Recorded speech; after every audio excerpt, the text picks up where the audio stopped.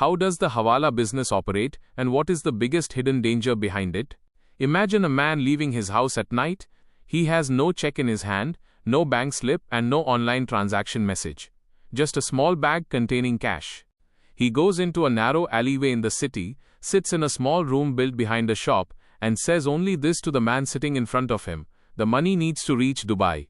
No account number is asked, no bank form is filled, and no official receipt is given. Just a few code words, a few words of trust, and in just a few hours, someone in another country receives the money. This is where the fear begins, because the money is gone, but the banking system has absolutely no clue. And this is where curiosity is born. How exactly does money reach from one place to another without a bank, without UPI, without a check, and without an official record? You must have often heard the word Hawala in the news. Sometimes in a big scam, sometimes in a tax raid, sometimes in a terrorism funding investigation, sometimes in election funding allegations, and sometimes in the exposure of a business network. But to the common man, this word seems a bit mysterious. Many people think that Hawala is perhaps just a way of transferring cash. But in reality, Hawala is not just a technique for sending money. Rather, it is a network running on trust, secrecy, and unofficial settlement that operates completely outside the official banking system. To put it in simple words, Hawala is an informal money transfer system in which money does not necessarily move physically from one country to another or from one city to another, yet the payment is made there. Meaning, someone gave money in Delhi and his man received the money in Dubai. Looking from the outside, it seems as if the money flew through the air and arrived, but in reality, all of this runs on a network of agents, old trust, cash balance, and later settlements. Because of this, it becomes difficult to trace, as it doesn't show that clear record in a bank statement which is visible in a normal transaction. The history of Hawala is not new. Even before the modern banking system, traders needed to send money far away. In the old days, when traveling was dangerous and there was a fear of being robbed on the way, traders used to transfer the value of money through trusted agents. At that time, this system was also used for convenience and safety. But in today's era, when legal banking channels, digital payments, foreign exchange rules, and financial monitoring exist, this unofficial system is often used to hide illegal activities. This is the reason why modern law enforcement agencies look at Hawala very seriously. The most important word in the Hawala network is hawaladar. A hawaladar is the agent who becomes the invisible bridge between the money sender and the money receiver. He doesn't just have cash, he has a trust network. A hawaladar in one city sends a message to a hawaladar in another city or another country. The other hawaladar makes the payment to the receiver using the cash or local funds available with him. Later, both agents settle their accounts between themselves. This settlement can happen through trade invoices, cash movement, gold, goods, under-invoicing, over-invoicing, or any other hidden arrangement. But the point to note here is that no official banking trail is created in this process. This is exactly what makes it dangerous. When money goes through a bank, a record of the sender, receiver, amount, time, source, and purpose is created. If there is any suspicious activity, financial institutions can report it. But in Hawala, the money often remains outside the official record. Therefore, it can be used in crimes like black money, tax evasion, bribery, corruption, illegal betting, drug trafficking, and terrorism funding. This is the reason why law enforcement agencies try to reach its chain. A question comes to the mind of a common man: why do people use Hawala at all when banks exist? The answer to this is hidden in many layers. Some people use it for speed, some for secrecy, some to save tax, some to evade foreign exchange rules, and some to hide illegal money. Sometimes migrant workers are also drawn toward informal channels because they think the charges will be lower or the money will reach faster. But this very place can become the biggest trap, because if the channel is illegal, both the sender and the receiver can get into legal risk. The real danger of Hawala is not just that money is transferred without a record. The real danger is that this system creates a parallel economy inside the economy. Meaning an economy that is outside the official tax system, where income is not visible, where the purpose of the transaction remains hidden, and where the government suffers a revenue loss. When money circulates outside the official system, the country's financial transparency is weakened. This increases the burden on honest taxpayers and gives an unfair advantage to those holding illegal money. Now understand this with a simple story. Suppose a person has illegal cash. If he deposits that money in the bank, questions will be raised. What is the source? Has it been shown in the income tax return or not? And what is the purpose of the transaction? But if that same money is sent to another place through the Hawala route, an attempt is made to hide the source. The receiver gets the payment, but it doesn't show up clearly in the official record. This is the very reason why Hawala gets linked with money laundering, because in this, an attempt can be made to route illegal money through different channels to make it look clean. To understand money laundering in simple terms, it is the process of making dirty money look clean. Using money earned from crime directly is risky because its source can be caught. Therefore, it is routed through different transactions, businesses, shell companies, fake invoices, or informal networks. Eventually, that money starts looking like legitimate income. Hawala can become a part of this chain because it weakens the money trail. This is why laws like PMLA look at such transactions seriously if they are linked to the proceeds of crime. But every Hawala case does not fall under PMLA alone. If the matter is related to the violation of foreign exchange rules, then FEMA can apply. FEMA means Foreign Exchange Management Act 1999. Its purpose is to regulate foreign exchange transactions so that it remains clear through which channel the money is coming, for what purpose it is going, and what impact it has on the country's foreign exchange system. If a person transfers foreign currency or money through an illegal route instead of an allowed banking channel, action can be taken under FEMA. In FEMA, the focus is often more on monetary penalties rather than imprisonment. Under Section 13, in case of a violation, a penalty of up to 3 times the amount involved can be imposed. Meaning, if the transaction amount is large, the penalty can also be very heavy. If the amount cannot be quantified, different penalty provisions may apply. Therefore, thinking that it's just cash sent, what could happen, can be a huge mistake. Because during an investigation, the chain of the transaction, purpose, source and beneficiary can all be examined. The PMLA angle becomes much more serious when a Hawala transaction links to a scheduled offense or crime proceeds. PMLA Section 3 gives the definition of money laundering, which can include activity, possession, concealment, use, acquisition or projecting proceeds of crime as untainted property. Punishment is given in Section 4, which has a provision for rigorous imprisonment from 3 years to 7 years and a fine. In cases of certain serious crimes, the severity of the punishment can increase even further. Therefore, Hawala is not just a financial irregularity, it often becomes a major part of a criminal investigation. In India, the Enforcement Directorate, meaning the ED, plays a major role in such matters. The ED investigates cases related to FEMA violations and PMLA.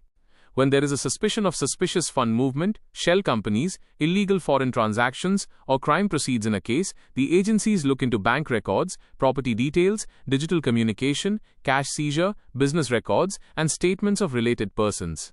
The difficulty with Hawala is that there is very little official trail in it, so agencies try to connect the chain through indirect evidence, cash patterns, and network links.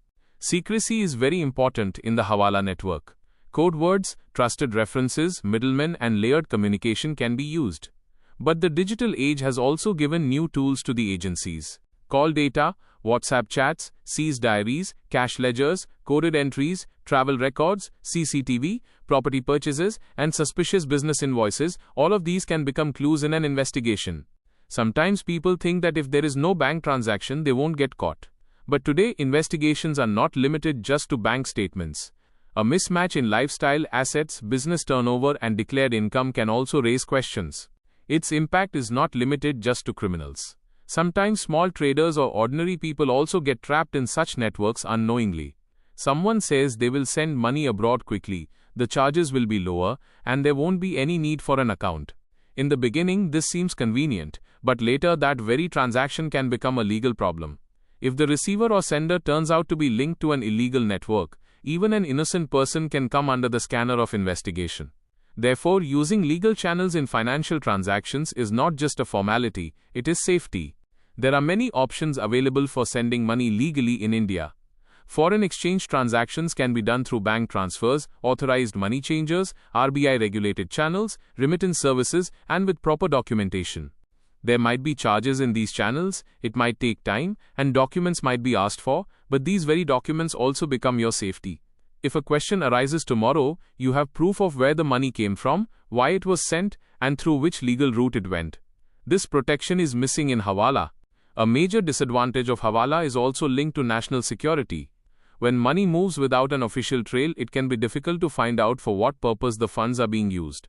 If this same money goes into extremist activity, illegal arms, drugs, or organized crime, its impact is felt not just on the economy, but on the safety of society as well. This is why many countries around the world strengthen their anti-money laundering rules. Banks are given responsibilities like KYC, suspicious transaction reporting, and customer due diligence so that illegal money movement can be stopped. KYC, meaning Know Your Customer, feels like just paperwork to many people, but its purpose is to keep the financial system clean. When a bank asks you for your PAN, Aadhaar, address proof, source of income or purpose of transaction, it is not just to trouble you. This system tries to ensure that the money has come from a legal source and is going for a legal purpose.